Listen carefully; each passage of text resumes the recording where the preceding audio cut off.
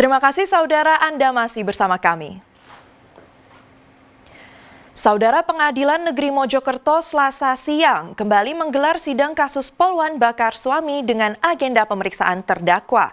Terdakwa Bribtu FN dihadirkan langsung di ruang sidang oleh Jaksa Penuntut Umum. Selama persidangan, terdakwa menangis saat menjawab pertanyaan hakim. Terdakwa tak henti-hentinya menangis saat memberi keterangan atas pertanyaan yang diajukan oleh majelis hakim. Terdakwa mengaku jika ia telah menyiramkan bensin ke tubuh korban Bribtu RDW. Setelah itu terdakwa mengambil tisu di dalam kamar dan menyulutnya dengan korek api. Meski begitu terdakwa membantah sengaja membakar suaminya yang berdinas di Polres Jombang tersebut. Dia berdalih hanya untuk menakut-nakuti korban. Dalam sidang kali ini juga terungkap jika terdakwa langsung berupaya memadamkan api yang membakar tubuh suaminya dan berteriak meminta tolong ke tetangga. Setelah itu terdakwa memberi minum korban. Namun tanpa disadari terdakwa ternyata air di dalam botol yang diberikan ke suaminya adalah cairan pembersih lantai. Peristiwa tragis Pak Sutri yang dikaruniai 3 anak ini terjadi Sabtu 8 Juni 2024 di asrama polisi Jalan Gajah Mada, Kota Mojokerto. Terdakwa nekat membakar suaminya yang juga anggota polisi diduga karena kesal suaminya kecanduan judi online. Meski sempat menjalani perawatan di RSUD Kota Mojokerto, namun nyawa korban tak terselamatkan. Terdakwa diancam melanggar pasal 44 ayat 3 Undang-Undang RI nomor 23 tahun 2004 tentang penghapusan KDRT dengan hukuman pidana maksimal 15 tahun penjara. Dia Eko Purwoto melaporkan dari Mojokerto. Saudara, kasus perampokan sebuah minimarket di Tulung Agung pada bulan September 2024 lalu akhirnya terungkap. Ironisnya pelaku dibekuk usai terlibat kasus penganiayaan tetangganya. Rekaman CCTV minimarket menunjukkan kesamaan ciri-ciri pelaku. Perampokan minimarket di Desa Sidoarjo, Kecamatan Kauman, Tulung Agung pada 17 September 2024 lalu ini terekam kamera pengawas atau CCTV. Dengan menggunakan senjata tajam, pelaku mengancam karyawan minimarket, lalu berhasil menggasak uang 6 juta rupiah dan puluhan bungkus rokok. 2 bulan berselang, polisi akhirnya berhasil mengungkap kasus perampokan minimarket tersebut. Pelaku adalah Dendi Darmawan, warga Desa Tiudan, Kecamatan Gondang, Tulung Agung. Ironisnya, tersangka dibekuk polisi usai terlibat kasus penganiayaan terhadap tetangganya pada 14 November 2024. Polisi mendapati kesamaan ciri-ciri dan petunjuk yang sama dengan TKP perampokan minimarket. Saat diinterogasi, pelaku akhirnya mengakui perbuatannya merampok minimarket. Selama 2 bulan buron, tersangka mengaku tetap tinggal di rumahnya dan bekerja seperti biasa.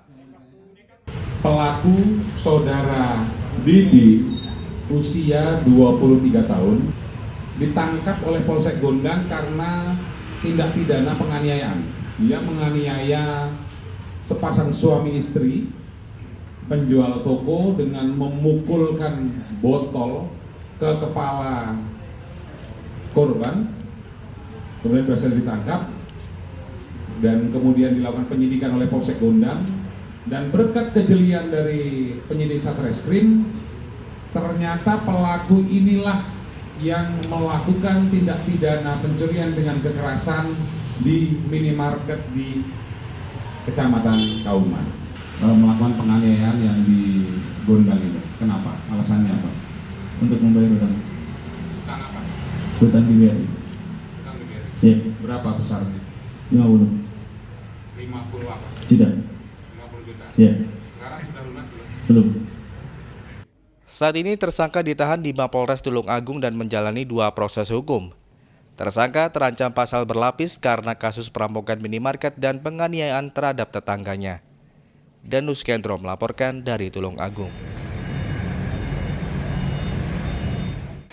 Saudara, 2 pemuda asal Surabaya diringkus Satreskrim Polres Tuban karena merampas ponsel seorang wanita pengendara motor. Kedua pelaku yang merupakan seorang residivis kasus serupa mencari sasaran dengan keliling perkampungan dan jalan kota yang sepi. 2 pemuda jambret lintas kota berhasil dibekuk Satreskrim Polres Tuban.